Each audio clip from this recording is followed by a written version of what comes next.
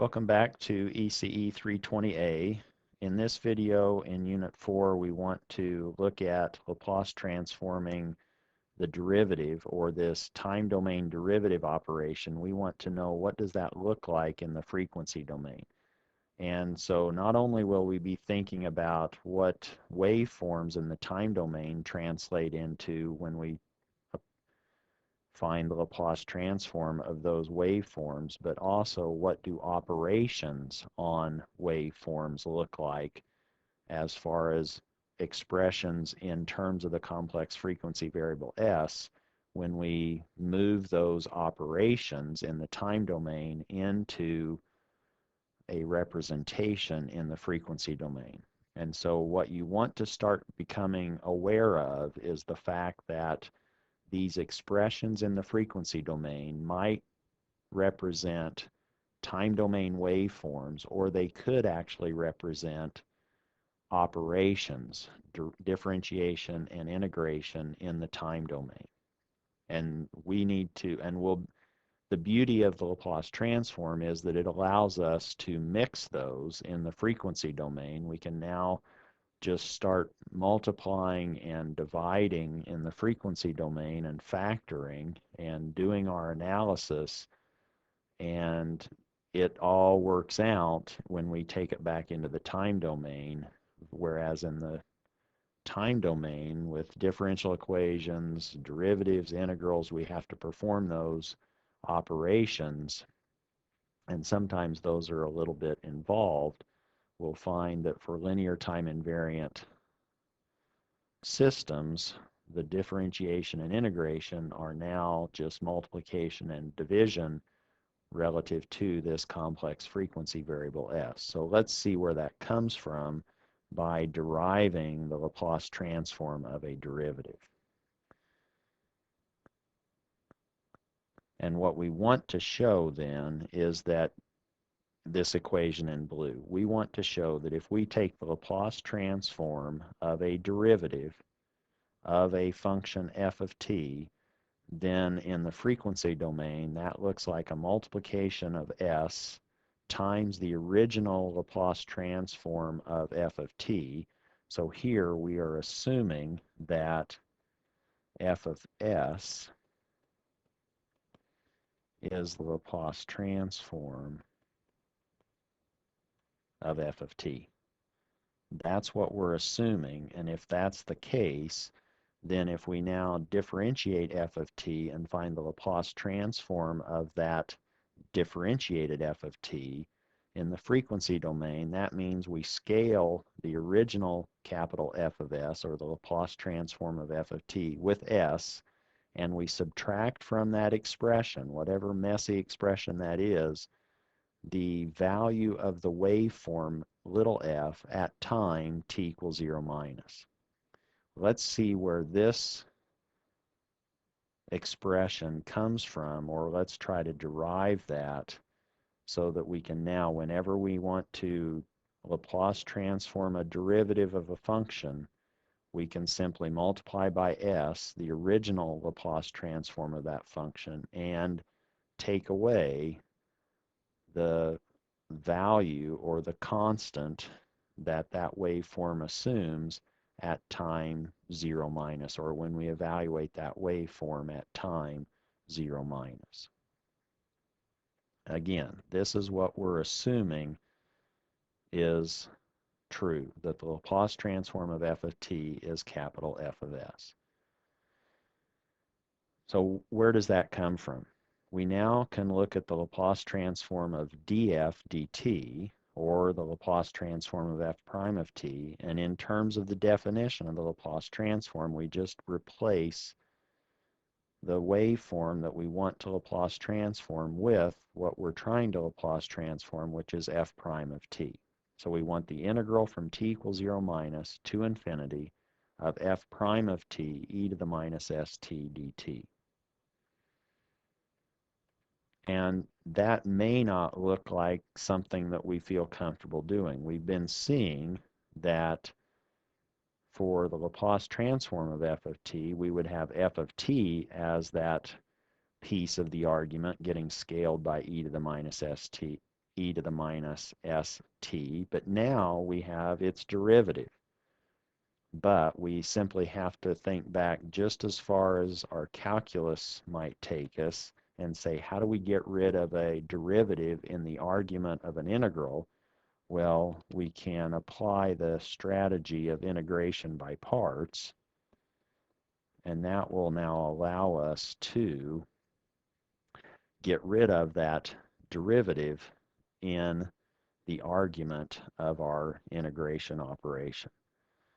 Meaning, if we now integrate by parts, let's go ahead and identify the appropriate terms. We can let v, this new variable, be e to the minus st, and let's let dw, so now our new variables are v and w, where our original variable was t.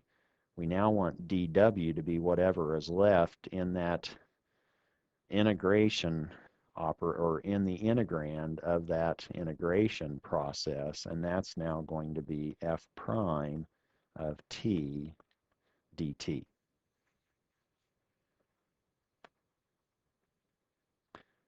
And now we need to find dv and w so that we can apply our integration by parts formula to this integral. In this case, if we differentiate v, or find dv, that's going, and this is with respect to t, this is now minus s e to the minus st dt. And if we integrate dw to obtain w, now if we integrate f prime of t dt, that simply produces f of t. And what we now want to do is remind ourselves of this integration by parts formula. We now have identified the integral of v dw, but that's now vw evaluated at the limits minus the integral of w dv. That's the formula that we want to use, so that now the Laplace transform of the derivative of f is now v, which is e to the minus st, w, which is f of t, evaluated at t equals 0 minus and infinity, minus the integral of w, which is f of t, dv, which is minus s e to the minus st dt.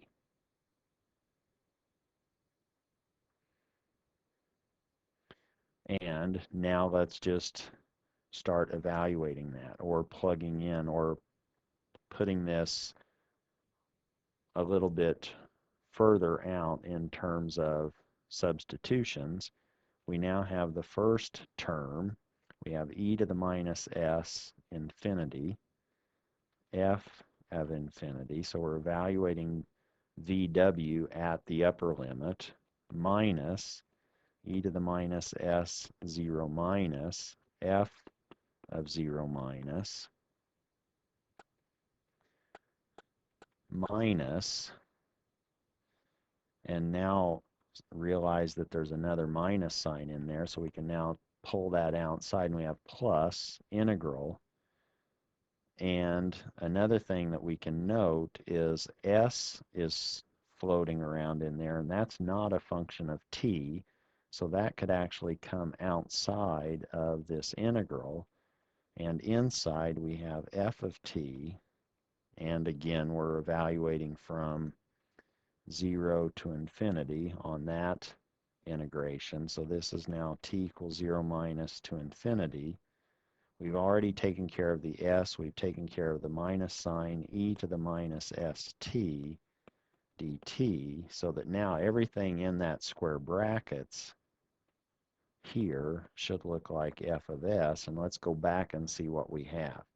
Now we're assuming that the waveform that we started with, f of t, is well behaved, which means that as it goes off to infinity, it's not going to infinity itself, the waveform.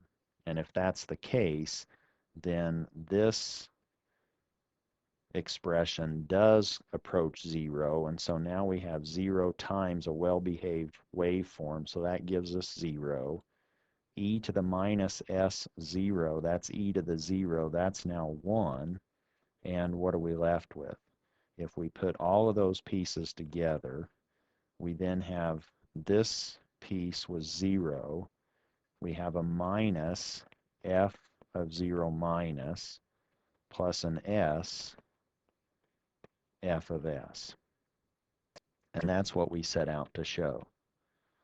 So this now allows us to say that if we want to Laplace transform the derivative of a waveform f of t, then if we already have the Laplace transform of f of t, the Laplace transform of its derivative will be just s times f of s minus f, the waveform, the time domain waveform, evaluated at t equals 0 minus. This is t equals 0 minus, and that's the function itself in the time domain evaluated at t equals 0 minus, and that now is the Laplace transform of a derivative, and we can apply that whenever we see a differentiated waveform.